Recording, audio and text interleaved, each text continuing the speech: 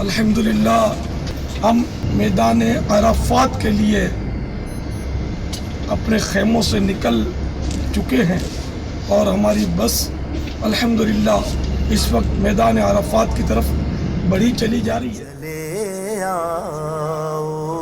چلے آؤ راستے بھر بغیر گنے لبیک پڑھتے رہے۔ جب جبل رحمت پر نظر پڑے تو اور زیادہ گڑ گڑا کر بلند آواز سے لبیک پڑھے اور اپنی دنیاوی و دینی مرادوں اور اپنے حج کی مقبولیت کے لیے دعائیں مانگتے رہے۔ عرفات میں قیام کے بعد امیر اہل سنت نے تمام اسلامی بھائیوں کو حج کی مبارکباد دی۔ آپ سب کو حج مبارک ہو۔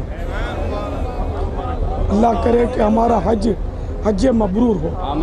اللہ پاک قبول فرما لے۔ عصر کی نماز کے بعد الحمدللہ امیر سنت نے اجتماعی طور پر دعا کی اللہ کی رحمت سے۔ دعا بھی کیا تھی؟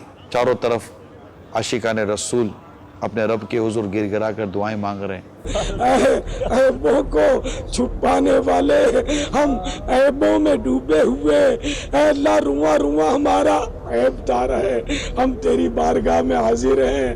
اے اللہ تو ہماری عیب پوشی فرما، دنیا میں بھی ہمارے عیب چھپا اور محشر میں بھی اے اللہ ہمیں رسوا نہ کرنا، ہمارے عیبوں پر پردہ ڈالے رہنا۔